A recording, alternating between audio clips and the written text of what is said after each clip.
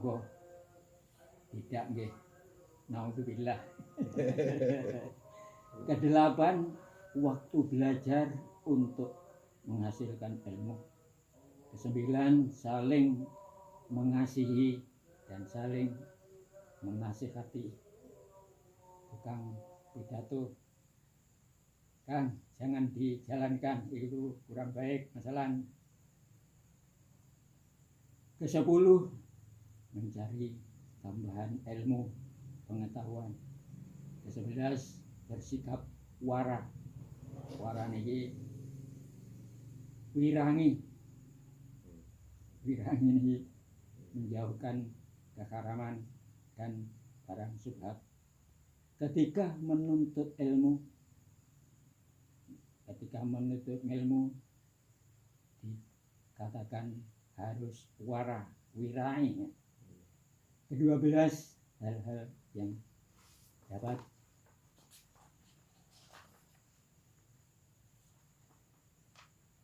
dapat menguatkan hafalan. Mudah hafal, tidak lupa, dan yang melemahkannya. 13, hal-hal yang mempermudah datangnya rezeki. Masalah begitu juga ada karena rezeki. Hal yang dapat memperpanjang dan mengurangi umur. Tidak ada yang menolongku kecuali Allah. Hanya kepadanya saya berserah diri dan hadiratnya aku kembali. Pada dasarnya ada beberapa konsep pendidikan Syekh Az-Zarnuji yang banyak berpengaruh dan patut diindahkan, yakni motivasi dan penghargaan yang besar terhadap ilmu pengetahuan dan ulama. Kedua, konsep filter terhadap ilmu pengetahuan dan ulama. Ketiga, pendekatan teknis, daya gunakan potensi otak baik dalam terapi. Ada terapi itu. Sampean bisa nih kan sudah maklum. Baik dalam terapi alamiah atau moral psikologis. Poin ini semuanya disampaikan oleh Syekh Az-Zarnuji dalam konteks moral yang ketat. Maka dalam banyak hal beliau tidak hanya berbicara tentang metode belajar, tetapi beliau yang menguraikannya dalam bentuk teknis. Namun walaupun demikian, bentuk teknis pendidikan ada ala Syekh Az-Zarnuji ketika dibawa ke dalam wilayah dengan basis budaya modern terkesan canggung. Saat itulah taklim kemudian banyak dipandang secara tidak adil atau baca a priori, ditolak dan disudutkan. Tetapi menurut penulis, terlepas dari pro kontra kelayakannya sebagai metodologi pendidikan yang jelas, Syekh Az-Zarnuji dalam cermin besarnya telah memberikan sebuah nuansa tentang pendidikan Edia, sebuah pendidikan yang bermuara pada pembentukan moral. Secara umum kitab ini berisikan 13 pasal yang singkat-singkat, yaitu 1. Pengertian ilmu dan keutamaannya. 2. Niat dikala belajar. 3. Memilih ilmu, guru dan teman, serta ketahanan dalam belajar. 4. Menghormati ilmu dan ulama. 5. Ketekunan, kontinuitas dan cita-cita luhur. 6.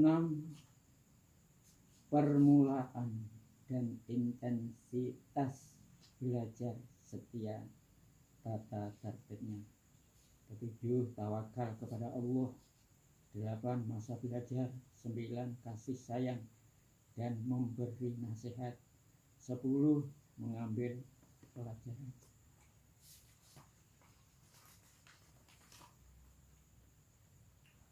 Ke-11. Wara, menjaga diri dari yang haram dan syubhat pada masa belajar. Begitu belajar dijauhi haram-haram syubhat. 12. Penyebab halal dan lupa, penyebab hafal dan lupa. Dan 13.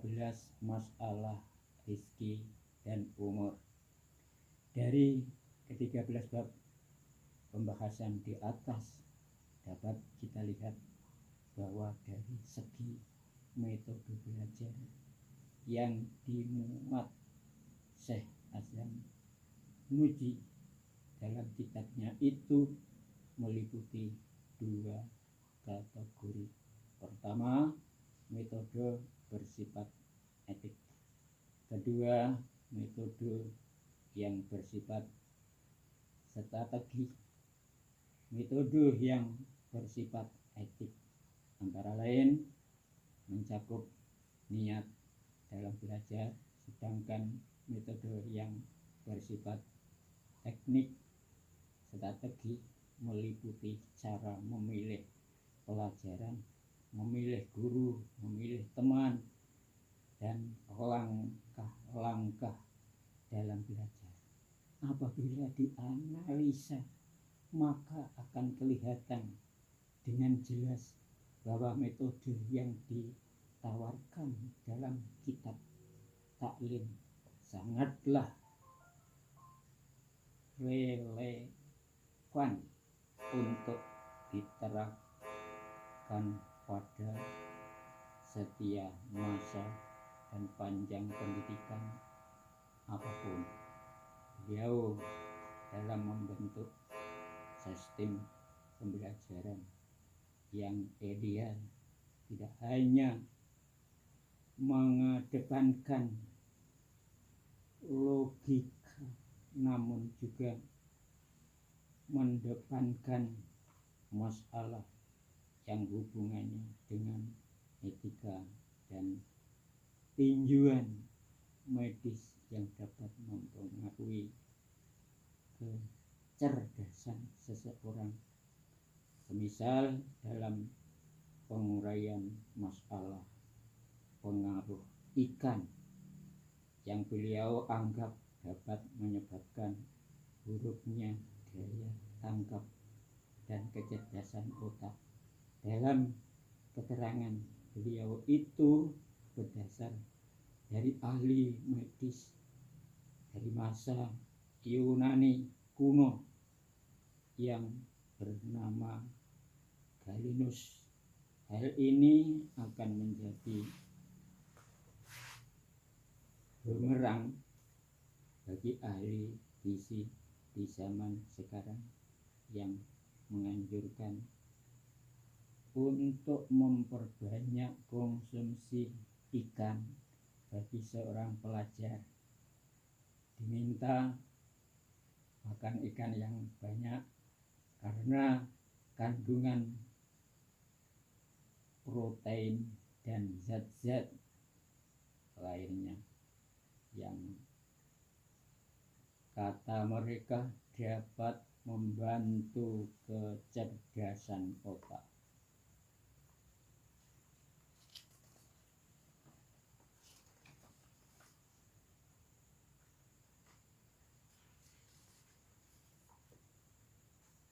Hakikat ilmu fikih dan keutamaannya. Rasulullah SAW bersabda,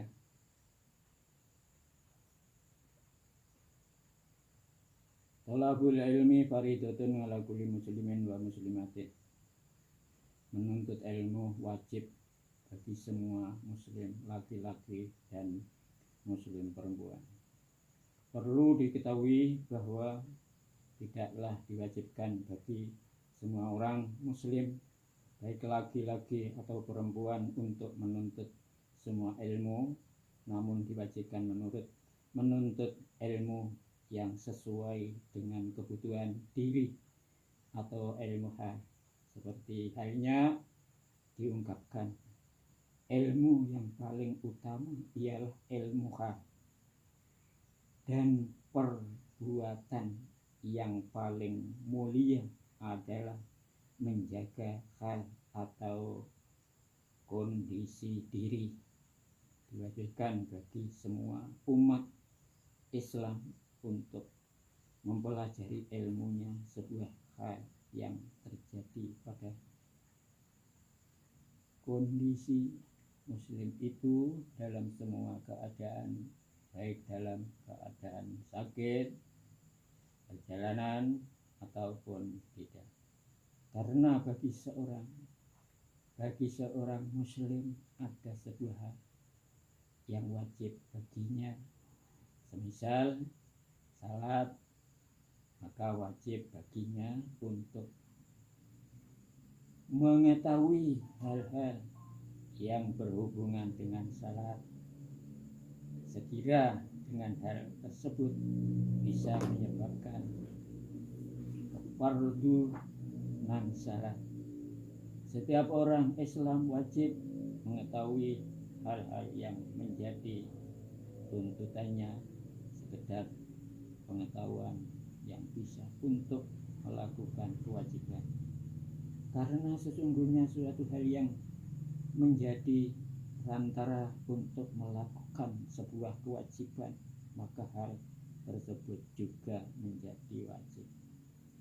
Hukum wajib di atas juga berlaku dalam masalah puasa dan zakat jika memang mempunyai harta, dan juga berlaku pada ibadah haji jika memang wajib bagi seorang. Begitu pula pada masalah perdagangan jika menjadi seorang pedagang. Muhammad bin Al-Hasan pernah ditanya, "Mengapa engkau tidak menyusun kitab tentang zuhud?" Beliau menjawab, "Aku telah mengarang sebuah kitab tentang jual beli." Maksud beliau yang dikatakan zuhud ialah menjaga diri dari hal-hal yang syubhat dan makruh dalam berdagang. Hukum wajib di atas juga berlaku pada semua jenis pekerjaan. Setiap orang yang berkecimpung dalam sebuah usaha dari beberapa jenis pekerjaan diwajibkan baginya untuk mengetahui cara menjaga diri dari hal-hal yang diharamkan dalam usahanya. Setiap orang juga harus mengetahui ilmu yang berkaitan dengan batin atau hati. Ini insya Allah kalau ada waktu masuk thariqah, masya Allah, karena orang yang sudah masuk thariqah itu sudah mempunyai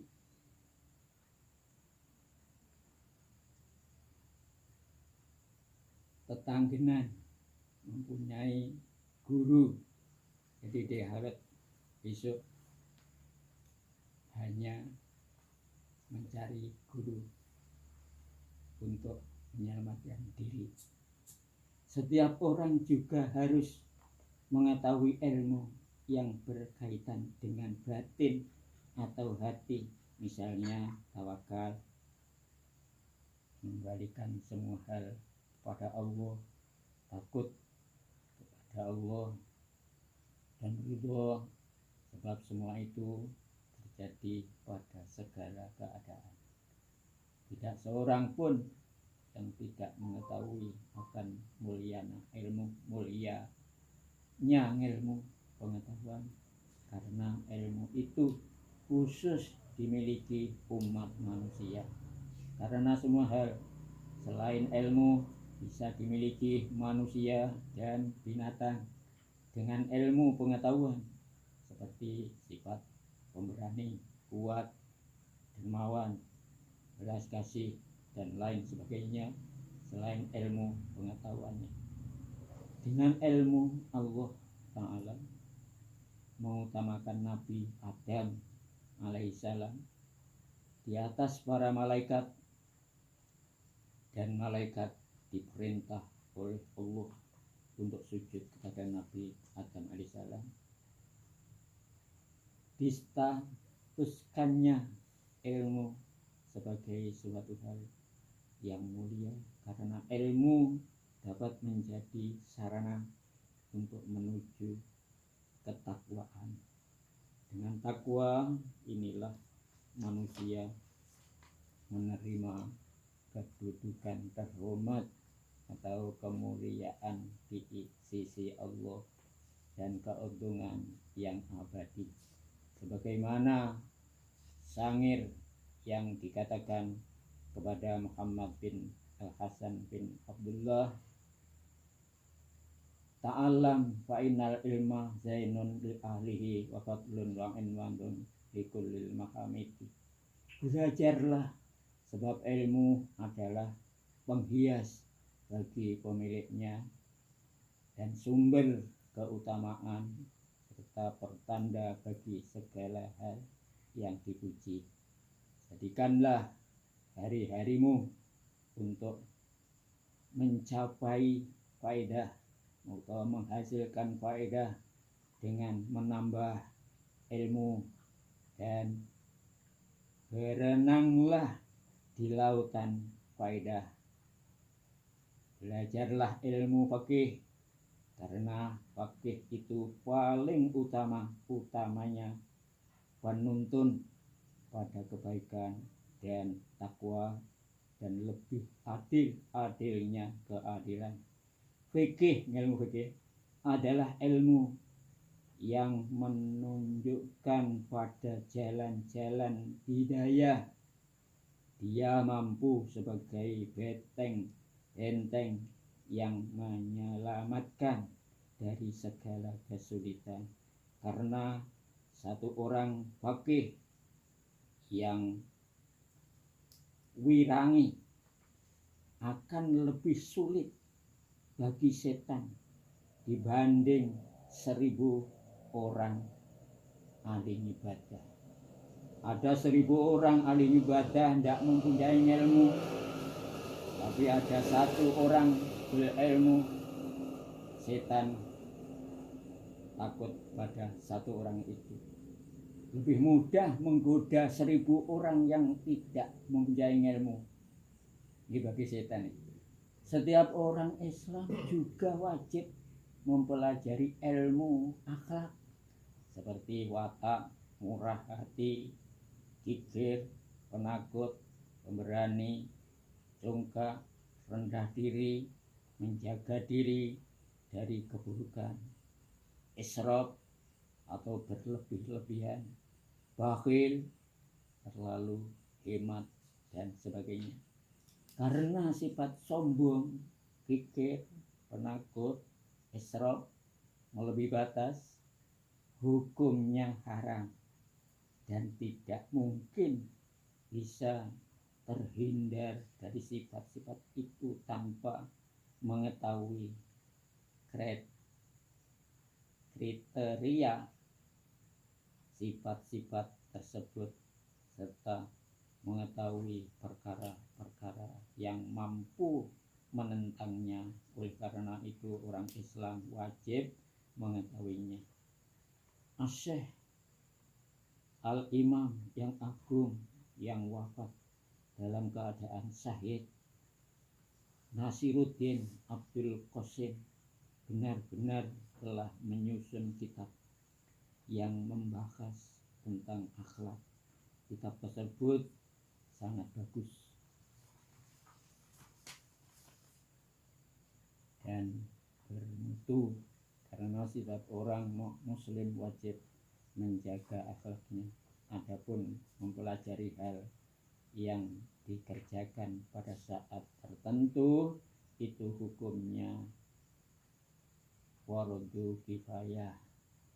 Jika di suatu tempat atau daerah sudah ada yang melakukannya atau menekuninya, maka yang lain bebas dari kewajiban. Tapi bila di suatu daerah tak ada seorang pun yang melakukannya atau menekuninya, maka seluruh daerah itu berdosa. Oleh karena itu pemerintah wajib memerintahkan kepada rakyatnya untuk melakukan atau menekuni fardu kifayah tersebut. Pemerintah berhak memaksa rakyatnya untuk melaksanakannya. Dikatakan bahwa mengetahui atau mempelajari perkara yang menjadi kebutuhan dari sendiri di semua kondisi atau fardu ain itu ibarat makanan yang dibutuhkan setiap orang. Sedangkan mempelajari amalan yang terjadi pada saat-saat tertentu atau fardu kifayah itu ibarat obat yang mana seseorang hanya membutuhkannya pada waktu-waktu tertentu. Sedangkan ilmu nujum, ilmu pelintangan diibaratkan penyakit hukum. Hukum mempelajarinya haram karena sangat membahayakan dan tidak memberikan manfaat. Dan lari dari qada dan qadarnya Allah Subhanahu wa ta'ala tidaklah mungkin. Oleh karena itu setiap orang Islam wajib mengisi seluruh waktunya dengan berzikir. Di kulli waktin zikir kepada Allah, zikir kepada Allah, otomatis masuk thariqah atau berdoa mohon seraya merendahkan diri kepadanya, membaca Al-Quran dan bersedekah supaya terhindar dari mara bahaya, dan memohon kepada Allah Subhanahu wa ta'ala supaya diberi ampunan dan keselamatan di dunia dan di akhirat, supaya Allah Subhanahu wa ta'ala menjaga dari musibah dan malapetaka, karena sesungguhnya seseorang yang telah diberi rezeki berupa doa, niscaya doanya akan dikabulkan atau diijabahi. Sebetulnya doa dan ijabah itu dingin ijabah, dulu ijabah. Jadi orang yang berdoa itu pasti ijabah sudah maujud, sudah muncul. Jika musibah telah ditakdirkan untuknya, maka musibah tetap akan mengenainya.